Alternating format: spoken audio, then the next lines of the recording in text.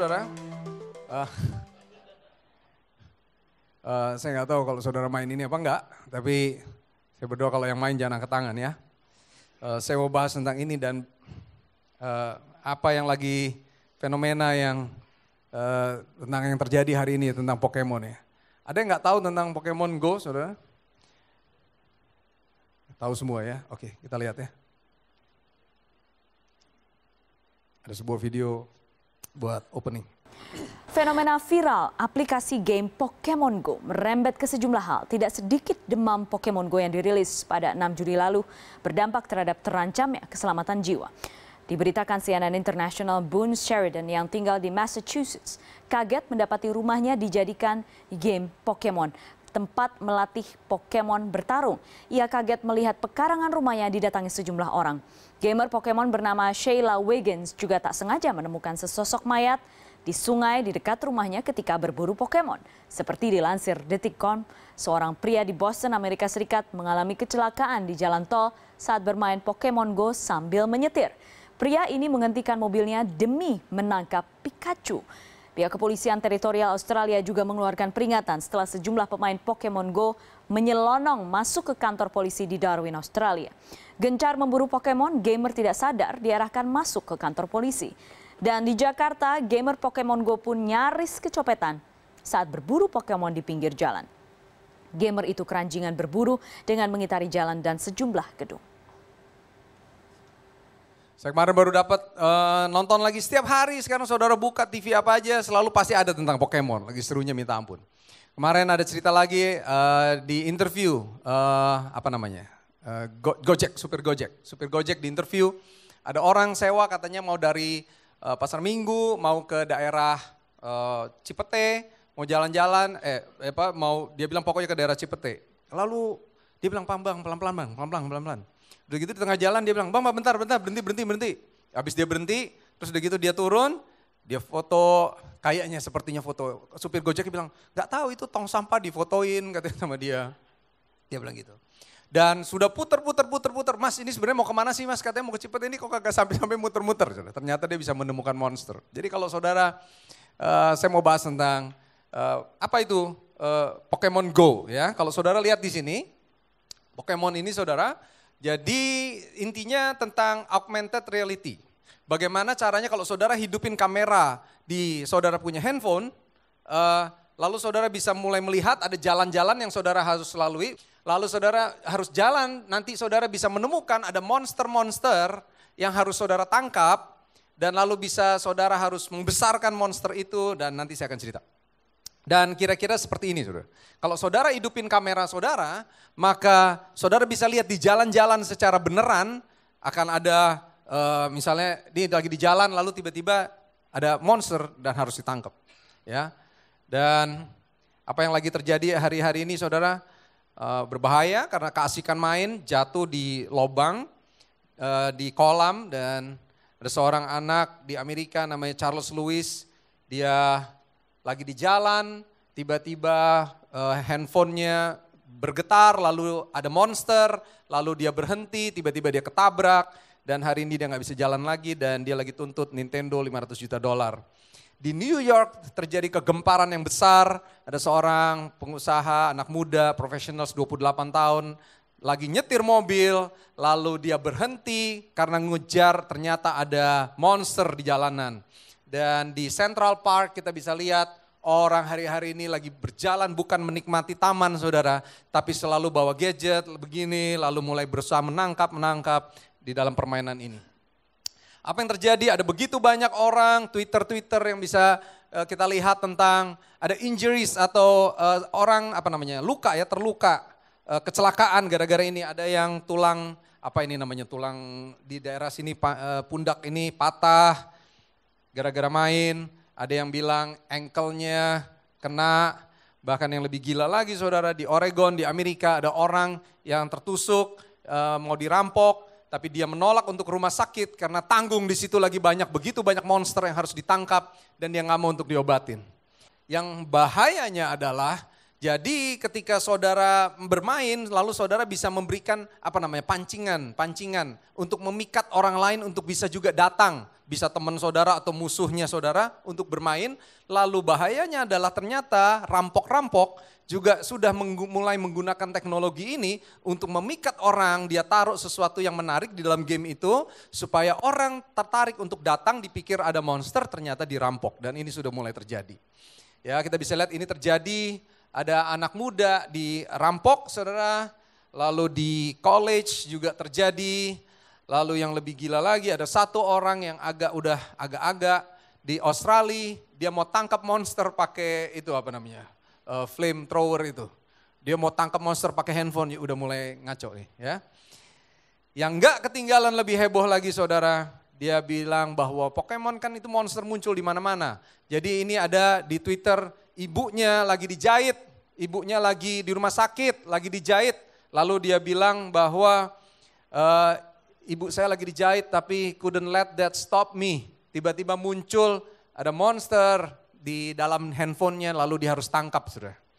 Ya, yang ini tentang istrinya mau melahirkan. Dia bilang when your wife is about to have a baby and a Pokemon shows up and you have to low key supaya istrinya nggak ketahuan, karena kalau ketahuan pasti bisa dilempar. Jadi dia pelan-pelan dia berusaha untuk tangkap si monster ini. Ya, di McDonald's lagi ngantri, orang pokoknya sekarang selalu cari monster ya. Kemarin ada yang, saya nggak usah bilang siapa, kita lagi mau lakukan sesuatu di MCC di pusat di Sleepy. Lalu di dalam situ dia bilang ada yang bawa handphone, ini banyak monster di dalam. Lebih kacau lagi, ternyata ada juga yang begitu. Saya nggak usah bilang siapa ya. Yang berikutnya lagi nunggu Starbucks juga. Ternyata ada monster muncul. Jadi dimanapun, saudara bayangkan dimanapun kita ada atau kita sedang berada, kalau kita main, kita download aplikasi ini, maka kita akan bisa lihat ada begitu banyak monster yang harus kita tangkap, saudara. Ya, ini ada lagi di groceries, di supermarket, ternyata ada monster yang muncul. Ada di makanan, tiba-tiba bisa muncul macaroni and cheese. Saudara pergi jalan ke supermarket, saudara pergi kemanapun, bahkan ketika saudara makan, saudara bisa lihat betapa keterikatan orang hari-hari ini harus terus ada di dalam handphonenya untuk bisa main ini. Dan di Carolina, di Amerika, ya Carolina itu dia punya football itu lambangnya panther. Panther itu kan kucing ya, makanya dia tweet, loh bukannya harusnya ada kucing di sini, tapi kenapa kok ada monster bat ini gitu. Muncul juga di situ di dalam gamenya dan dia main. Dan apa juga yang terjadi saudara ketika orang sedang main, ada namanya Pokestop. Pokestop itu di mana ada tempat-tempat yang kita harus stop saudara, di mana di situ memang banyak sekali ada monster-monster di mana kita harus tangkap. Dan yang bahaya adalah hari ini, karena ini permainan sudah dimainkan dari anak kecil sampai orang besar. Di UK, di London, ternyata salah satu Pokestopnya ada di sex shop dan sangat berbahaya. Orang sudah main, udah nggak tahu batas lagi. Di 9/11 Memorial, tempat monumen untuk mengingat kejadian teror 9/11 di mana ada ribuan orang, hampir 3.000 orang meninggal pada saat itu. Dia hadir di situ main dan orang sudah mulai kewalahan hari ini komplain. Di Museum Holocaust, pembantaian Nazi itu ya, orang juga main, dikomplain. Orang main masuk sampai dituntun untuk masuk kemana? Ke kuburan. Sampai saya tahu, saya dapat sebuah artikel di YouTube, saudara, masuk sampai ada seorang wanita, dia masuk ke dalam sebuah pekuburan, lalu dia masuk keasikan nyari monster, tiba-tiba udah malam, ditutup dan dia nggak bisa keluar, dan dia masukkan itu di sosial media, dia nangis, dia kekunci gara-gara ngejar monster. Bahaya. Gara-gara kejar monster sampai orang harus masuk di dalam pekarangan orang karena ngejar monster-monster yang langka. Ternyata ada di dalam pekarangan orang, berbahaya. Yang luar biasa, sampai masuk ke police station, ada yang sampai pakai drone, lebih berbahaya lagi untuk nangkep monster. Ada yang sampai harus ditangkap polisi, diberhentikan 4 kali gara-gara main Pokemon. Saya tahu juga ada salah seorang pelayan di sini yang main, dia bilang, wah kalau saya Pak kemarin juga pernah tuh, saya lagi di tol tiba-tiba ada monster, jadi akhirnya saya minggir dulu, jadi akhirnya saya tangkap dulu itu monster. Wah ini harus bertobat ya, orangnya ada gak nih? Yang berikutnya ini istrinya tweet atau anaknya, dia ambil handphone bapaknya, Kenapa? Karena bapaknya berusaha untuk tangkap Pokemon juga lagi sambil driving, lagi sambil setir. Ya sangat bahaya. Jadi istri-istri atau siapapun kalau kita nanti lihat pasangan kita lagi setir main, ambil ya karena ini berbahaya sekali. Saudara tahu apa yang terjadi tahun 90-an, Pokemon pertama kali muncul dan itu sempat dilarang, menimbulkan kriminal anak-anak teens dulu tukeran kartu tukeran kartu Pokemon itu ya, tuker-tukeran dan mereka nggak punya, akhirnya mereka rampok, akhirnya ada yang tusuk-tusukan kriminal dan segala macam. Di Jepang saudara tahun 90-an juga ada TV-nya, ada TV show-nya dan sempat dilarang karena nonton gitu anak-anak saudara, sekitar hampir 700 anak yang begitu nonton, terjadi di film itu sebuah ledakan gitu warna kuning dan tiba-tiba ada begitu banyak anak-anak hampir 700 orang kejang-kejang. Jadi sempat dilarang. Dan yang berbahaya adalah saudara, bagaimana cara untuk menangkap ini, monster-monster ini? Di dalam situ saudara ada yang namanya incense. Ada yang namanya incense itu apa? Dupa. Ya, untuk menangkap monster-monster ini, saudara bisa lihat apa yang lagi terjadi hari-hari ini. Saudara masuk kemanapun, Pokemon lagi gila-gilaan, mulai ada dupa. Dan saudara harus bisa ada satu pencetan, katanya saya nggak main, tapi saya coba research. Ada satu pencetan, di mana kalau saudara pencet tombol itu, saudara bisa mengikuti jejak daripada monster itu. Dan kalau saudara ikuti jejak monster itu, dan saudara bisa tangkap lalu monster itu. Ya. Dan setelah ditangkap, apa yang harus dilakukan? Setelah ditangkap, maka ada yang namanya incubator. Supaya diinkubasi, supaya monster tersebut bisa bertumbuh secara cepat. Dan setiap orang harus bisa dilatih untuk jadi namanya trainer. Melatih monster-monster tersebut bisa jadi besar, lalu punya super power, lalu dia bisa pakai untuk melawan menangkap monster yang lain, begitu juga berperang melawan orang lain. Dan bagaimana cara kita bisa beli kalau saudara nggak sabar, saudara mau main ini secara cepat, maka saudara bisa beli juga dengan uang. Karena saudara beli koinnya, lalu saudara bisa beli inkubatornya, saudara bisa beli telurnya untuk nembak, saudara bisa beli dupanya supaya bisa mempercepat. Saya tahu ada orang-orang saudara, teman-teman saya yang beli beginian, beli $20, beli nggak rasa. Tiba-tiba ada yang main kemarin COC, apa itu? Clash of Clans, ada teman saya yang habis sampai 100 juta, main begitu, beli-beli karena nggak sabar. Dan akhirnya sahamnya Nintendo tentunya melonjak luar biasa. Kita lihat hari ini bahwa Pokemon daily usage-nya itu melebihi semua daripada WhatsApp, Instagram, Snapchat, Messenger apa lainnya semuanya. Dan stoknya naik luar biasa. Dalam 1 minggu di-download di Amerika di bulan Juli ini saudara. Kira-kira hampir 7,5 juta dan hari ini udah nggak tahu berapa lagi. Di penghasilannya 1,6 juta, kira-kira sekarang sudah hampir 2 juta, sekitar 26 miliar mungkin itu hanya Amerika saja. Belum dihitung Jepang, New Zealand, Jerman, di Indonesia, nggak bisa kehitung. Luar biasa terjadi. Saudara tahu bahayanya apa? Bahayanya adalah permainan ini sangat mengikat. Saudara lihat di makanan ada, bahkan ada di toilet, ada di Starbucks, ada di jalan tol, ada di manapun. Dan di Indonesia udah ada, di Pejaten juga ada, di Duren 3 ada poke stopnya, saudara bisa dapat poin di situ. Permainan ini sangat obsesif, sangat mengikat dan saudara tidak akan pernah bisa lepas daripada permainan ini dan ini sangat berbahaya. Jadi buat anak-anak saya sarankan buat orang tua, hati-hati, saya tidak menyarankan untuk anak-anak bermain ini. Dan kenapa saudara? Karena tujuannya adalah untuk menjadi Pokemon Master. Saudara tahu Pokemon itu dari kata apa saudara? Pokemon? Pocket Monster. Jadi bagaimana cara kita bisa tangkap monster tersebut, jadi Monster Master itu, Pokemon Master, supaya lalu mereka memiliki kekuatan supranatural dan lalu untuk berperang. Dan masuk pengaruhnya melalui apa saudara? Melalui contoh iklan, sosial media, juga ada Pokemon Rap. Dan setiap akhir episode TV dikatakan gini, I will travel across the land, kemanapun saya akan pergi, searching, far and wide, each Pokemon to understand the power that is inside. Untuk saya, kemanapun saya cari, supaya saya bisa menangkapnya, bisa mengerti ada supranatural power, kekuatan apa yang ada di dalamnya. Dan perhatikan penutupnya, got to catch them all. Saya harus bisa tangkap itu semua. Saudara lihat, kira-kira apa yang sedang terjadi hari-hari ini saudara. Kenapa saya mau bilang ini saudara? Saya katakan bahwa firman Tuhan bilang, Yohanes 10 bilang begini. Pencuri itu datang hanya untuk apa saudara? Mencuri, membunuh, membinasakan. Tetapi Tuhan bilang, aku datang supaya mereka mempunyai hidup dan mempunyai dalam segala apa? Segala kelimpahan. Perhatikan, pencuri datang dikatakan hanya untuk. Gak ada lagi tujuan yang lain daripada pencuri mau datang, saudara. Cuman yang pertama adalah untuk apa? Mencuri, membunuh, membinasakan. Saya gak bilang permainan Nintendo ini dikuasai oleh antikristus. Tapi saya katakan bahwa salah satu strategi kerajaan iblis hari-hari ini akan pakai semua teknologi yang ada untuk bisa membawa kita untuk jauh daripada Tuhan.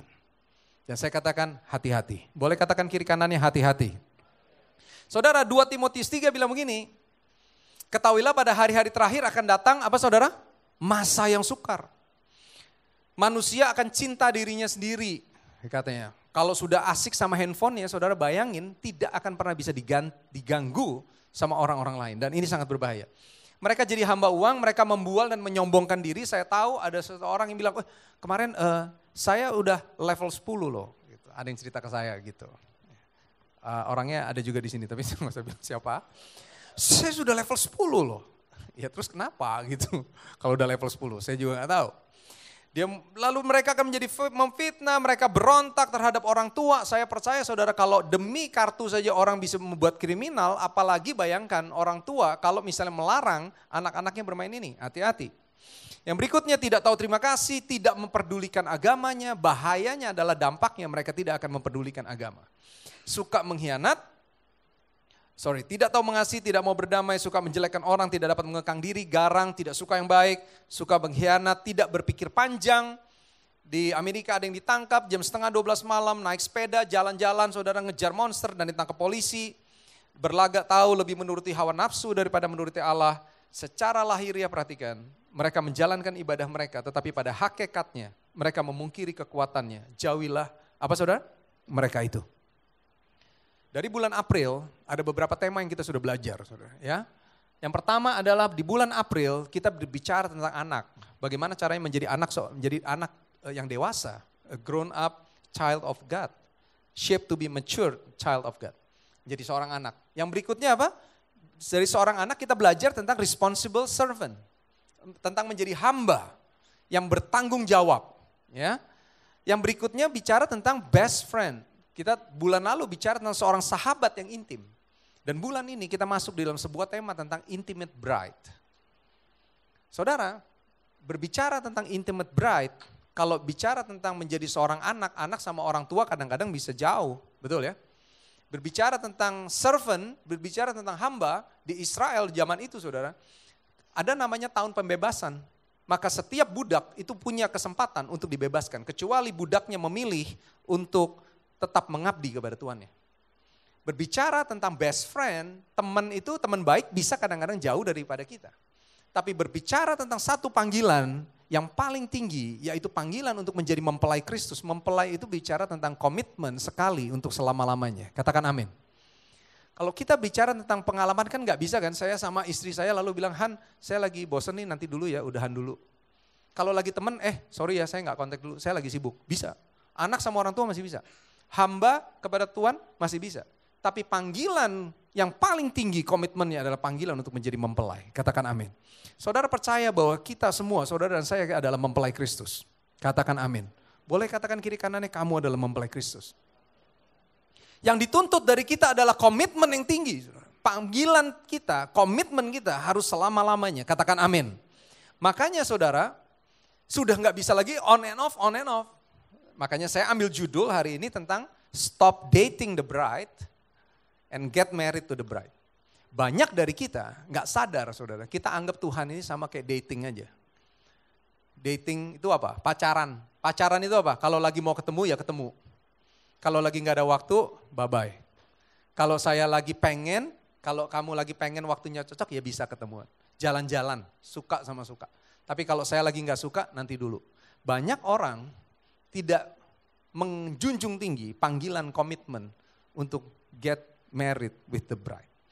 Saya cek sama Pak Nathanael, kemarin kita ini nanti kapan? Kita memang ini kan bicara tentang kiasan ya. Kita dipertunangkan dengan Tuhan menjadi mempelai Kristus. Kapan itu Pak? Nanti, pada saatnya, tapi belum sekarang. Untuk itu sekarang itu Paulus katakan kepada jemaat Korintus, dia cemburu karena mereka itu dipertunangkan kepada Kristus. Kita itu hari ini saudara, panggilan kita adalah Kalau bahasa hari-hari mungkin seperti engagement. Tapi orang yang engagement, ada komitmen nggak di dalamnya? Ada yang harus dipersiapkan nggak di dalamnya? Pasti ada. Karena kita nggak bisa kan lalu engagement, lalu suka hidup masih suka-suka juga, nggak bisa. Ketika bicara mulai masuk engagement, bicara tentang komitmen. Boleh katakan sama-sama komitmen. Hari ini saya mau bicara tentang three mentality barriers, mental penghalang untuk kita bisa menjadi intimate bride of Christ. Dan saya berdoa menjadi alarm ya, spiritual check up hari ini. Kalau saudara lihat, wah saya punya tuh mental barriers itu. Maka hari ini mari kita bertobat sama-sama. Dan kita berubah sama-sama. Yang setuju katakan amin. Saudara, saya mau baca ayatnya hari ini, perikopnya dari Lukas 15 tentang anak yang hilang. Ya, ada sesuatu yang Tuhan taruh dalam hati saya dan hari ini saya mau bagi buat saudara semua. Ayat 11, Yesus berkata lagi, ada seorang mempunyai 2 anak laki-laki. Kata yang bungsu kepada ayahnya, Bapa, berikanlah kepadaku bagian harta milik kita yang menjadi hakku. Lalu ayahnya membagi-bagikan harta kekayaan itu di antara mereka. Beberapa hari kemudian anak bungsu itu menjual seluruh bagiannya, pergi ke negeri jauh, di sana ia memboroskan harta miliknya dengan apa saudara? Dengan hidup berfoya-foya. Setelah dihabiskannya semuanya, timbullah bencana kelaparan di dalam negeri itu dan ia pun mulai melarat. Lalu ia pergi dan bekerja pada seorang majikan di negeri itu. Orang itu menyuruhnya kemana saudara? Ladang untuk apa? Menjaga babinya. Lalu ia ingin isi perutnya lapar dengan ampas yang menjadi makanan babi itu. Tapi tidak ada seorang pun yang bisa memberikannya. Lalu ia menyadari keadaannya, katanya, Bapak, betapa banyaknya orang upah Bapakku yang berlimpah-limpah makanannya. Tetapi aku di sini mati kelaparan. Ayat 18, aku akan bangkit, pergi kepada Bapa dan berkata kepada Bapa, Bapa, aku telah berdosa terhadap surga dan terhadap Bapa. Aku enggak layak lagi disebutkan anak Bapa, jadikanlah aku sebagai salah seorang upahan Bapa. Maka bangkitlah ia dan pergi kepada bapaknya. Ketika ia masih jauh, ayahnya melihatnya, tergerak hatinya oleh belas kasihan. Ayahnya berlari mendapatkan dia, lalu merangkul dan mencium dia. Kata anak itu kepadanya, Bapa, aku berdosa terhadap sorga, terhadap Bapa, aku enggak layak lagi disebutkan anak. Tetapi ayah itu berkata kepada hamba-hambanya, lekas bawa kemari jubah yang terbaik. Pakaikanlah itu kepadanya dan kenakanlah cincin pada jarinya dan sepatu pada kakinya. Ambil anak lembu tambun itu, sembelih dia dan marilah kita makan dan bersuka cita. Ayat 24 kita baca sama-sama 2-3. Sebab anakku ini telah mati dan apa?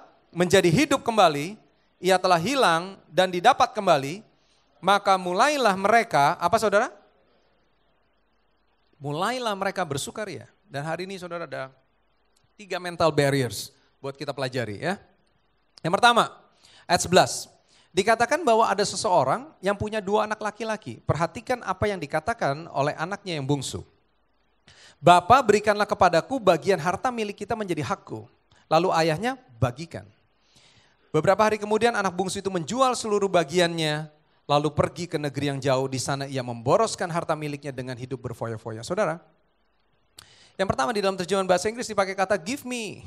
Dia bilang give me the portion of goods that falls to me. Saudara, mental yang pertama yang bisa menghalangi kita untuk menjadi intimate bride of Christ adalah ini yang namanya ini. Me first mentality. Di dalam sebuah hubungan saudara, hubungan ini berbicara tentang timbal balik. Katakan amin. Kalau saudara sudah menikah, maka saudara sudah mengerti bahwa kita firman Tuhan bilang yang 2 sekarang menjadi berapa? Menjadi 1. Begitu juga hubungan kita dengan Tuhan.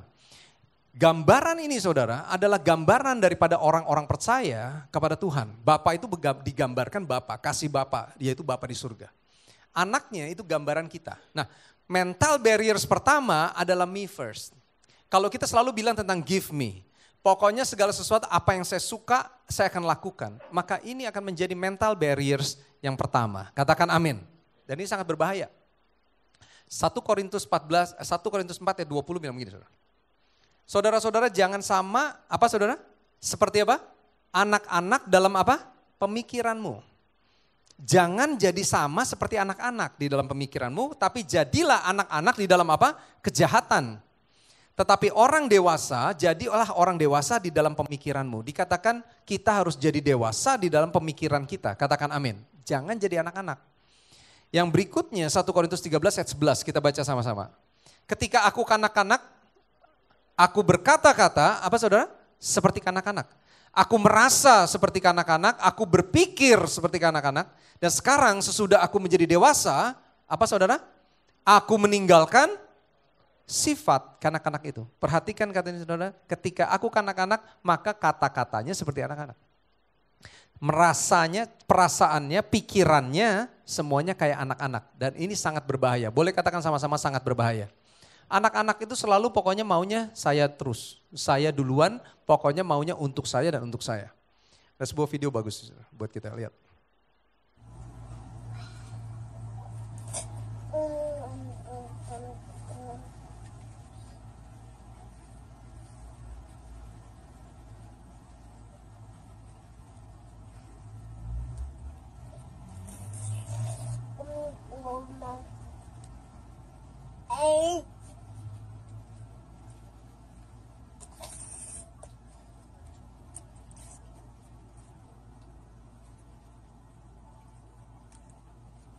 Saudara lihat, anak-anak itu selalu akan berpikir pokoknya harus saya dulu, saya punya dan gak boleh ada yang ganggu.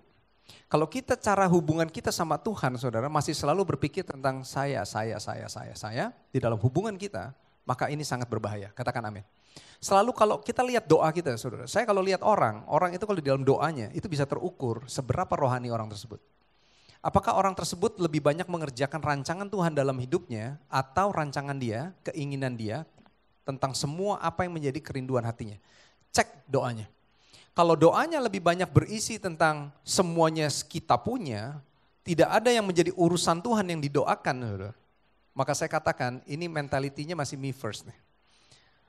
Kalau saudara mulai berdoa untuk hal-hal rancangan Tuhan yang memang hari ini dipercayakan.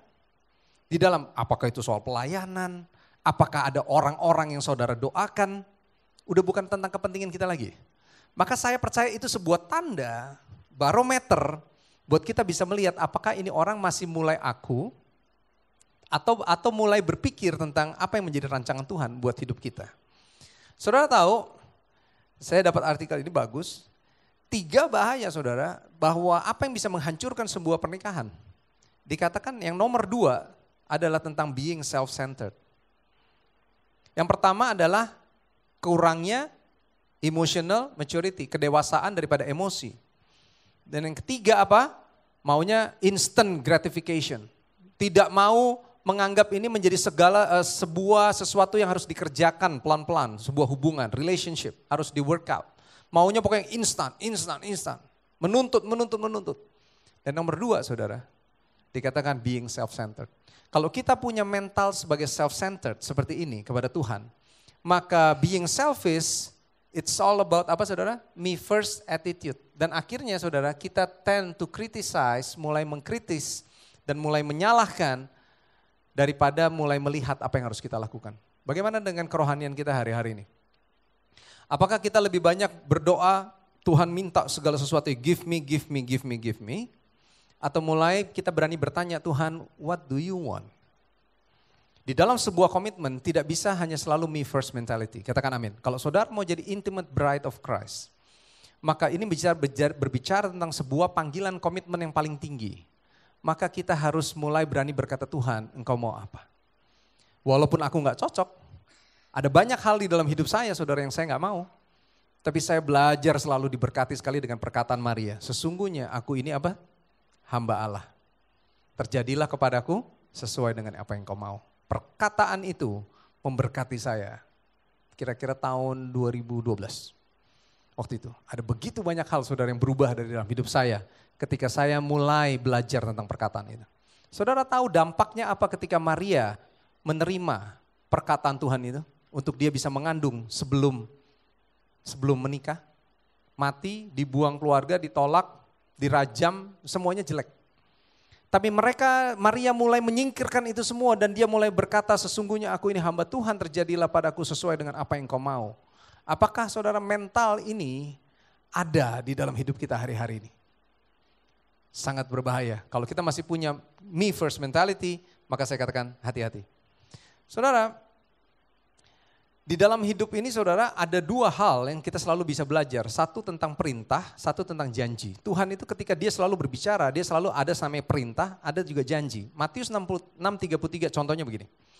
Cari dahulu kerajaan Allah dan kebenarannya, maka apa saudara? Semuanya akan ditambahkan. Yang merupakan perintah yang mana saudara? Tuhan kasih perintah apa?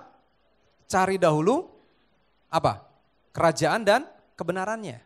Yang merupakan janji yang mana? Segalanya akan ditambahkan. Yang kita lebih suka perintah atau janji? Hah? Kita suka janji. Kalau janji itu selalu kita tagih kan. Tuhan katanya mau ditambahin. Mana? Tuhan katanya mau disembuhin. Mana? Tuhan katanya mau diberkatin. Mana? Tapi kita nggak pernah fokus kepada apa yang menjadi perintah Tuhan. Dan saya katakan ini berbahaya. Yosua 1 ayat 8 bilang apa saudara? Baca firman itu, renungkan itu siang dan malam, maka kehidupanmu akan beruntung dan engkau akan berhasil. Kita fokusnya kepada apa saudara? Beruntung dan berhasil. Tuhan kenapa kok hidup saya seperti ini? Kenapa saya nggak beruntung? Kenapa saya nggak berhasil? Tapi kita lupa bahwa itu merupakan akibat di mana sebelumnya Tuhan katakan, perkatakanlah firman ini. Kapan saudara? Siang dan malam. Dan renungkan itu siang dan malam. Supaya apa? Supaya engkau bisa bertindak hati-hati. Sehingga baru itu janji. Nah kebanyakan dari kita saudara, kalau kita bicara me first mentality, kita selalu fokus kepada apa yang menjadi janji Tuhan. Tapi kita nggak pernah fokus kepada perintahnya. Nah, hari ini saudara, kalau kita mau menjadi intimate bride of Christ, mari mulai fokus kepada, rubah fokusnya bukan kepada janji. Janji itu pasti akan digenapi, katakan amin. Kalau saudara melakukan perintah, maka janji itu sesuatu yang gak perlu didoakan bahkan. Kalau saudara hidup di dalam rancangan Tuhan, saudara percaya bahwa janji itu pasti menjadi bagian kita, katakan amin. Gak perlu didoain. Tidak perlu untuk doa. Doakan minta kekuatan, Tuhan kasih saya kekuatan untuk saya bisa melakukan rancanganmu. Untuk saya bisa menggenapi perintahmu, kasih saya kekuatan. Itu harus didoain. Tapi yang namanya Tuhan segala sesuatu ditambahin, gak usah didoakan. Pasti saya katakan itu ditambahkan. Untuk itu yang pertama hari ini Tuhan ingatkan kepada kita. Jangan miliki, yang pertama apa saudara? Me first mentality. Fokusnya saya, janji. Enggak, fokusnya kepada Tuhan, engkau mau apa? Kalau saudara bicara tentang intimate bride, mari mulai angkat lagi level imanmu. Mulai tanya Tuhan, mulai Tuhan mau apa, kerjakan rancangannya, kerjakan perintahnya. Maka saudara akan lihat, maka ada janji-janji Tuhan yang baik, yang akan digenapi di dalam hidup saudara dan saya. Katakan amin. Yang setuju beri tepuk tangan buat Tuhan. Yang kedua, ayat 14 bilang begini saudara. Setelah dihabiskannya semuanya itu, timbul bencana kelaparan di dalam negeri itu dan ia pun mulai melarat. Saudara tahu arti kata Bapa itu punya satu arti yang namanya source atau sumber. Itu perkataan Bapa itu salah satu artinya adalah tentang source atau sumber. Ketika anak ini hidup di dalam bapaknya dan memiliki bapaknya, maka dia memiliki sumbernya. Yang terbaik, sumber itu yang terbaik udah. Tapi anak ini minta bagian hartanya. Ketika dia dapat hartanya, dia kehilangan, dia bawa itu jauh daripada sumbernya, lalu dikatakan dia mulai habis. Perhatikan, dihabiskannya semuanya dan lalu timbul bencana, kelaparan di dalam negeri itu dan ia pun apa saudara? Mulai melarat. Lalu ia pergi dan bekerja pada seorang majikan di negeri itu dan orang itu menyuruh ke ladang untuk menjaga babinya. Saudara tahu bagi seorang Israel untuk bisa menjaga babi itu sesuatu yang saya katakan sangat memalukan dan sangat rendah sekali. Inilah gambaran ketika orang itu jauh daripada Tuhan, jauh daripada sang sumber, maka hidup kita saudara akan terus mencuri, membunuh, membinasakan. Saudara ingat tadi Yohanes 10? Dicuri, dibunuh, dibinasakan. Gambaran itulah yang terus akan membawa kita untuk kita terus hidup jauh dan hancur dan habis dan binasa. Dikatakan lalu ia ingin mengisi perutnya bahkan sampai dengan ampas saja udah gak bisa. Tidak ada seorang pun yang diberikan. Yang berikutnya apa? Ia menyadari keadaannya lalu betapa banyaknya orang upahan Bapakku yang berlimpah-limpah makanannya. Tetapi aku di sini mati kelaparan. Saudara, hari ini coba cek sebagai spiritual alarm. Apakah ada spiritual alarm hari ini? Lihat saudara di situ ada bencana. Dia kelaparan, segala sesuatunya udah mulai habis. sampai melarat, udah gak punya apa-apa lagi. Tunggu bertobat itu jangan sampai tunggu habis. Katakan amin. Banyak orang kalau sudah di rumah sakit, sudah divonis stadium 4, hidup sisa berapa bulan, lalu dia mulai nangis dan dia mulai berjanji sama Tuhan, bernazar. Kalau saya hidup lagi, saya akan melayani Tuhan dengan luar biasa. Saudara, melayani Tuhan itu jangan tunggu sampai saudara di ranjang rumah sakit. Katakan amin. Kalau hari ini saudara ada di dalam keadaan yang sehat, baik, layani Tuhan sebaik-baiknya. Katakan amin. Dan saudara tahu, spiritual alarm itu ada hal-hal yang kecil, kadang-kadang Tuhan ingatkan di dalam hidup kita sebagai peringatan. Apa? Bisa melalui ujian. Ini kok kayaknya saya usaha apa aja kayaknya gagal. Usaha apa aja kayaknya gagal. Firman Tuhan bilang bahwa kita akan diangkat dari kemuliaan, kemuliaan. Tuhan, apa ada sesuatu yang salah? Ini yang harus dicek. Kok ini saya ada penyakit, ada uang, habis lagi, ada uang, habis lagi, ada uang, habis lagi. Firman Tuhan bilang kamu seperti ngumpulin uang di kantong yang bolong. Gak pernah bisa disimpan, habis terus. Coba cek, Tuhan ada sesuatu yang salah kah dari dalam hidup saya? Ada sesuatu kah yang harus diberesin? Ada begitu banyak alarm saudara. Yang bahaya adalah kalau orang sudah mulai bilang, I'm fine. Yang kedua, mentality kedua saudara, adalah I'm okay mentality. Banyak orang bebal.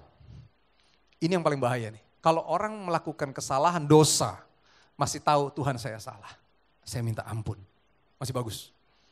Tapi kalau dia mulai melakukan kesalahan, bahkan ada alarm demi alarm, yang Tuhan beri dalam hidupnya lalu dia gak sadar. I'm fine, I'm okay, nothing is wrong. Saya masih ke gereja, saya masih pelayanan. Maka saya katakan mentality ini yang kedua akan menghalangi kita untuk kita bisa menjadi intimate bride of Christ. Katakan amin. Hati-hati. Dan saudara lihat apa yang terjadi di sini. Dikatakan bahwa ia lalu pergi kerja kepada seseorang majikan di negeri itu dan orang itu menyuruh ke ladang untuk jaga babinya.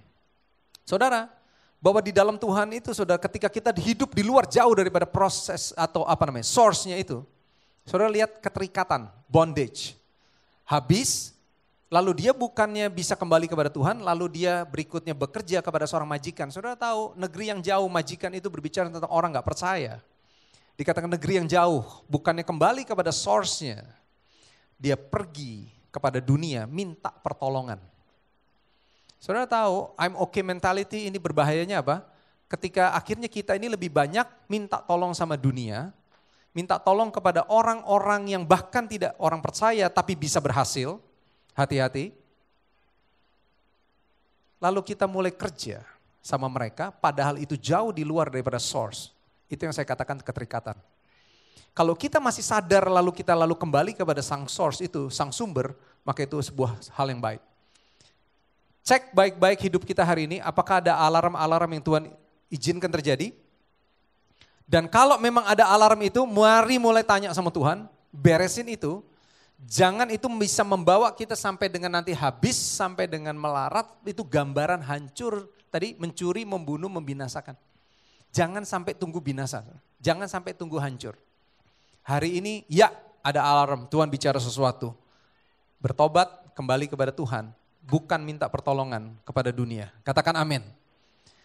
Saudara, Hizkia, ada sesuatu yang bagus saudara. Saudara tahu Hizkia ini adalah seorang raja di mana dia seharusnya sudah mati. Lalu dia nego sama Tuhan, dia minta tambahan berapa saudara? Tambahan umur, karena Tuhan saya kan sudah berbuat baik, saya sudah melakukan hal ini, hal itu dan segala macam. Lalu Tuhan kasih dia berapa tahun saudara? 15 tahun. Dan saudara tahu apa yang terjadi? Ketika orang itu diberkati, ketika ada umur lagi 15 tahun yang Tuhan kasih, Hizkia melakukan kesalahan. Dengan apa saudara? Ada orang-orang dari Babel datang, orang-orang gak percaya. Lalu dia pamerkan itu semua kekayaannya. Dikatakan oleh firman Tuhan, 2 raja-raja, kalau saudara baca di ayat di atasnya, tidak ada satupun yang tidak dipamerkan oleh Raja Hizkia.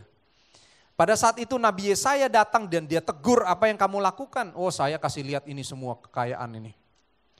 Saudara perhatikan di ayat ke-17, 16. Yesaya tegur dan dia bilang ini, dengarkan firman Tuhan. Sesungguhnya Suatu masa akan datang di mana semua yang ada dalam istanamu dan semua yang disimpan oleh nenek moyangmu sampai hari ini semuanya akan diangkut kepada Babel orang-orang ini. Dan tidak ada barang, apa saudara? Yang ditinggalkan. Demikianlah firman Tuhan. Dan dari keturunanmu akan yang kau peroleh akan diambil orang untuk menjadi sida-sida di istana Babel. Perhatikan ayat 19. Ini I'm okay mentality ini. Hizkia jawab sama Yesaya bilang begini, sungguh baik firman Tuhan. Apa yang kau ucapkan top. Keren, firman, memberkati. Tetapi dia pikir begini, asal ada damai dan keamanan seumur hidup saya, gak apa-apa. Ini yang namanya I'm okay mentality. Dengar firman Tuhan, ditegur, dia bilang firmannya terima kasih Pak, bagus, thank you. Tapi dalam hatinya dia pikir apa saudara? Selama semuanya ada damai-damai gak masalah. Mau Tuhan apain aja gak masalah, saya katakan ini bahaya. Jangan sampai mental ini saudara ada di dalam hidup kita, katakan amin. Kalau hari ini Tuhan tegur, bertobat, katakan amin. Saya mau, hari Sabtu lalu saudara, saya pergi ke Senayan City. Saya janjian waktu itu sama Hendra, dan Tuhan ajar sesuatu hal yang sederhana. Waktu saya parkir mobil, saya parkir itu di pinggir kiri ada beton, jadi itu di pojok yang kiri saya pojok, kanan saya ada mobil wagon gitu kalau nggak salah. Lalu saya parkir, saya ngikutin dong, oke set, ngikutin mobil sebelah, seret lurus. Perfeksionis. Kalau saudara parkir harus lurus. Parkir set, turun, begitu saya lihat loh. Sama mobil sebelah sini lurus, tapi ternyata gua miring banget dari sini. Jadi yang sini pinggiran itu, saya ini lurus begini, lalu karena mobil ini begini, jadi saya parkirnya begini. Nah kan maksud saya? Tapi karena patokannya saya waktu itu yang gede aja kan, pokoknya cari mobil yang gede, set lurus, mantap. Begitu turun saya lihat, loh kok mobil saya miring banget. Aduh ini mau turun, mau turun enggak. Oh bukan di Sensi, sorry, di Grand Indonesia. Mau turun enggak. Tapi namanya perfeksionis kan nggak bisa. Naik mobil, lurusin lagi. Set, pakai yang di pinggir sebelah sininya. Jadi mau nggak mau spion saya turunin sedikit, lihat gitu ke bawah keker, set, lurus. Begitu saya turun saudara, sekarang yang miring yang mana? Yang sisi kanan saya miring banget kan. Waktu saya jalan, Tuhan taruh impresi dalam hidup saya gini. Banyak anak-anak Tuhan di dalam hidup ini mencari kebenaran apa yang mudah dari dunia ini. Dia nggak mau sulit. Pokoknya lihat yang lurus mana? Lurus itu. Oke, kelihatan gampang, set. Ternyata ketika disepadankan dengan kebenaran, ternyata itu miring. Dan saudara tahu untuk mencari yang namanya kebenaran, itu harus ada usaha di dalamnya. Saya harus masuk mobil lagi, saya harus nyalain lagi, malesnya minta ampun udah agak telat. Saya harus turunin saya punya spion, ngeker spion segede gitu dengan di pinggiran sekecil begitu. Tapi akhirnya harus usaha itu membuat saya lurus dengan kebenaran itu. Nangkap poin saya? Apa yang bisa kita korelasikan dengan firman hari ini? Kalau saudara perhatikan bahwa si bungsu itu dia minta tolong kepada dunia. Dan itu adalah letak kesalahan daripada orang tersebut. Perhatikan apa yang dikatakan di ayat sebelumnya. Seharusnya apa saudara? Ia menyadari keadaannya dan katanya betapa banyaknya orang upahan Bapakku berlimpah-limpah. Seharusnya dia itu compare kepada bapaknya. Bukan dia malah minta tolong kepada orang dunia kerja di situ bondage terikat. Dan hari ini saudara, mentality yang kedua yang kita harus hati-hati adalah I'm okay. Kalau saudara ada masalah, jangan minta tolong justru kepada dunia. Perhatikan ini spiritual check up buat kita. Kalau di dalam hidup kita lebih banyak ngobrol sama orang dunia, minta pendapat sama orang dunia, lebih banyak menyampaikan segala sesuatu kepada orang dunia, maka saya katakan jangan-jangan kita terikat dan kita jauh daripada Tuhan. Kalau kita justru datang cari dengan kebenaran, cari kepada hamba Tuhan, minta tolong, minta didoakan, maka saya percaya kita sedang intimate sama Tuhan. Gampang saudara. Ini yang harus bisa kita cek ya. Yang ketiga, yang terakhir. Yang pertama apa saudara? Me first mentality. Yang kedua, I'm okay. Bahaya ya. Jangan-jangan kita nggak okay. Perhatikan ayat 18 yang terakhir. Aku akan bangkit pergi kepada Bapa dan berkata kepadanya, Bapa, aku telah berdosa kepada sorga dan terhadap Bapa. Bagus nggak nih saudara? Bagus ya? Dia bilang aku akan pulang dan aku akan bertobat, aku udah berdosa terhadap sorga dan terhadap Bapa. Problemnya ada di ayat 19. Aku nggak layak lagi disebut anak Bapa. Bagus nggak? Bagus? Bagus. Jadikanlah aku sebagai salah seorang upahan Bapa. Ini problemnya. 20, bangkitlah ia lalu pergi kepada bapaknya. Waktu dia masih jauh, bapaknya datang, bapaknya rangkul dia, dan di 21 dia bilang, Bapak aku nggak layak lagi. Perhatikan bahwa di ayat 22, ayahnya nggak tegur dia. Ayahnya nggak bilang, iya betul, kamu memang kurang ajar. Di ayat 21 dia ngaku kan, Bapak aku sudah berdosa terhadap Bapak, aku nggak layak lagi disebut. Perhatikan ayahnya tidak membalas, tidak meresponi itu. Lalu ayahnya ngomong kepada siapa? Kepada hamba-hambanya. Dia bilang ini, bawa semua yang baik, jubah terbaik, cincin, sepatu, anak lembu tambun, dan mari kita bersuka cita. Saudara, banyak orang waktu dia bilang gini, jadikan aku salah seorang upahan Bapa.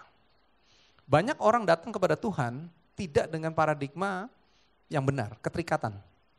Di dalam Tuhan itu orang upahan itu begini saudara, saya cek di bahasa aslinya, orang upahan itu bahkan lebih levelnya lebih rendah lagi komitmennya daripada seorang hamba yang dibeli. Upahan itu pokoknya harian saja diupah, habis itu pulang. Mau habis itu istilahnya kerja kontrak lah, habis itu dipecat, habis itu apa, enggak diiketan sama sekali. Orang upahan itu sebegitu rendahnya sampai enggak jelas masa depan. Saudara tahu banyak dari kita datang kepada Tuhan bertobat, tapi kita dengan mental yang salah. Mental apa namanya? Seorang hambanya hamba upahan. Datang sama Tuhan transaksional. Tuhan saya udah lakukan begini ya, kasih saya ini dong. Kalau saudara datang sama Tuhan dengan mental seperti ini saudara, yang saya sebut namanya tied up mentality. Kalau kita datang sama Tuhan enggak dengan paradigma yang benar, hati yang benar, pengenalan yang benar, maka pertobatan kita semuanya sia-sia di hadapan Tuhan. Katakan amin. Perhatikan bahwa ayahnya gambaran Bapa yang sempurna, dia gak tertarik untuk meresponi omongan anaknya. Bapa kita di surga itu kasihnya itu kalau ada orang datang bertobat saudara, dia gak bilang, ya memang kamu kurang ajar, memang kamu gak layak, memang kamu begini. Enggak, tidak direspon sama sekali. Anaknya bilang begitu lalu dia bilang, hamba-hamba bawa sini jubah yang terbaik. Itu Bapa di surga. Kalau saudara hari ini datang sama Bapa, mari datang dengan paradigma pengenalan yang benar. Jangan dengan keterikatan trauma-trauma, kegagalan, masa lalu. Kayaknya rohani ya, aku gak layak nih, aku gak gini nih.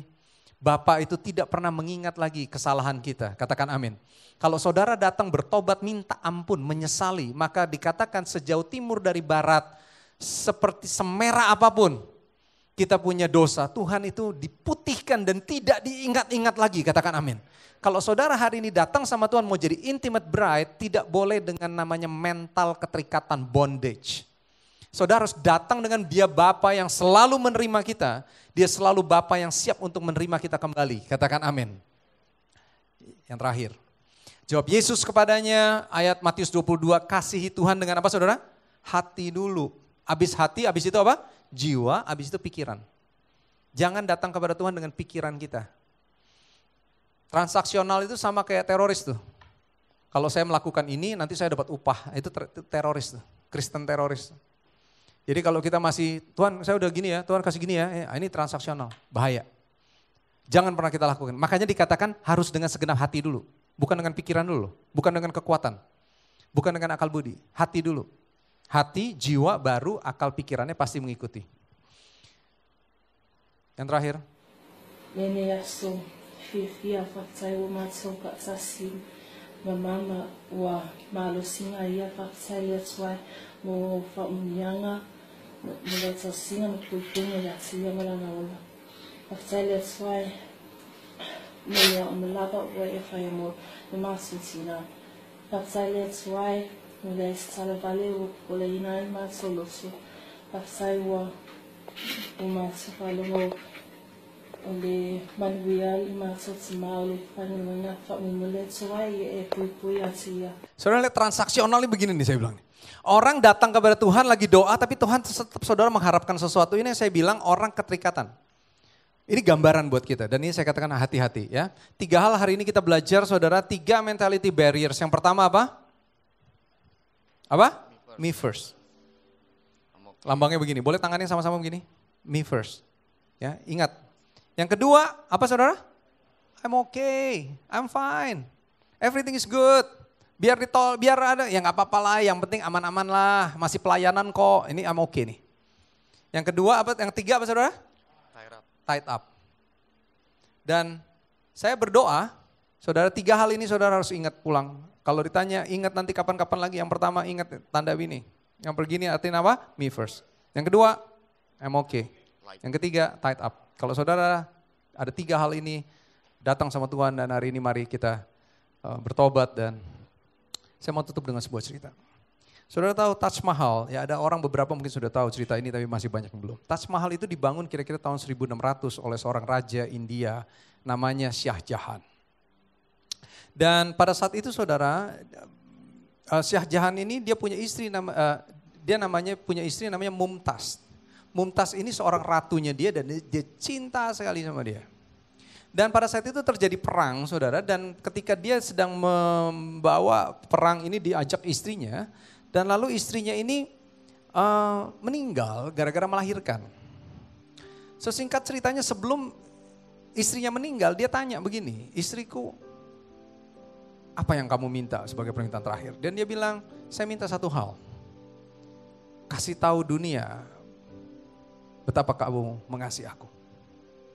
Dia pikir Shah Jahan, bagaimana caranya saya bisa melakukan sesuatu sehingga dunia tahu saya mencintai dia. Dia dapat ide, oke saya bangun sebuah monumen. Makanya kenapa dikatakan ini Taj Mahal itu Monument of Love. Dan saudara tahu, dia panggil seluruh arsitek terbaik dari Persia. Dia panggil dari seluruh dunia, dipanggil. Bahan-bahan marmernya didatangkan dari seluruh dunia. Dibutuhkan waktu 22 tahun untuk membangun yang namanya Taj Mahal. Dia raja dan dia gunakan seluruh anggaran untuk bisa membangun sebuah monumen yang terbaik. Sampai anaknya pikir ayahnya udah gila. Negara udah mau bangkrut nih. Dia udah gak pikir lagi perang. Dia udah gak pikir lagi uang. Pokoknya dia mau bangun semuanya yang terbaik. Singkat ceritanya, anaknya pikir dia orang gila lalu dimasukkan penjara. Dan ayahnya bilang apa?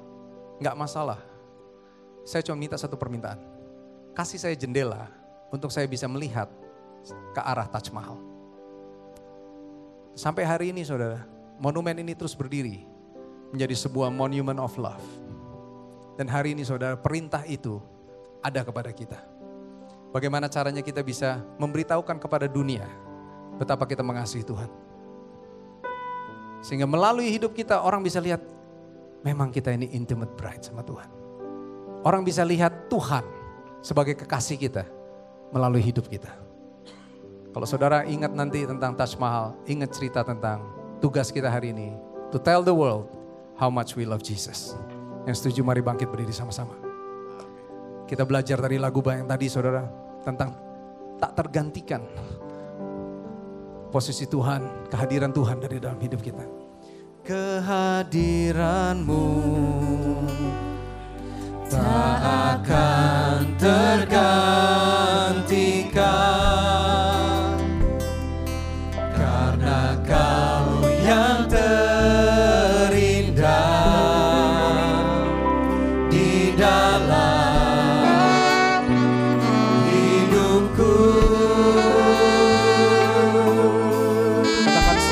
kepada Tuhan.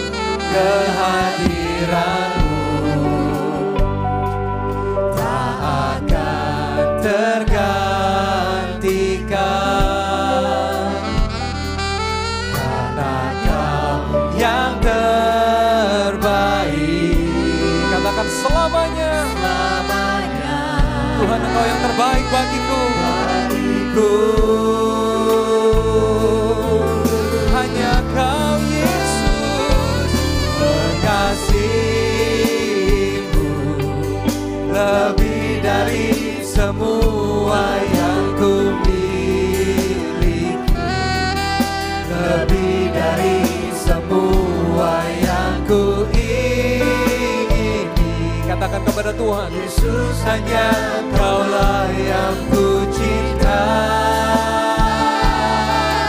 Hanya Engkau yang kami rindukan dalam hidup kami Tuhan.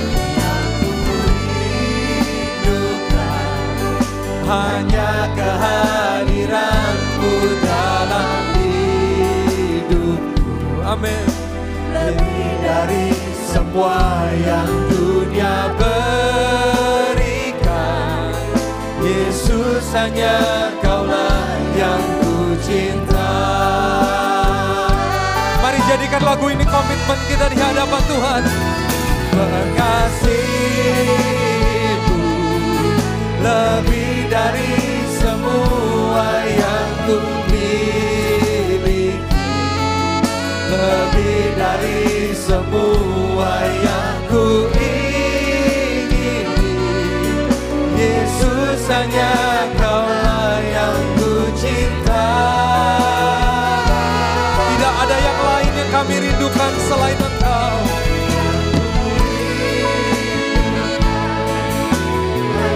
Kehadiran-Mu dalam hidupku, yes God. Lebih dari semua yang dunia berikan, Yesus, hanya Kaulah yang ku cinta.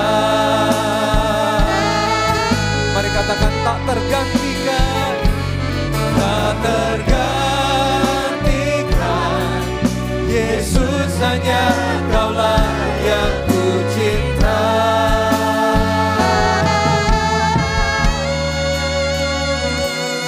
Tak tergantikan.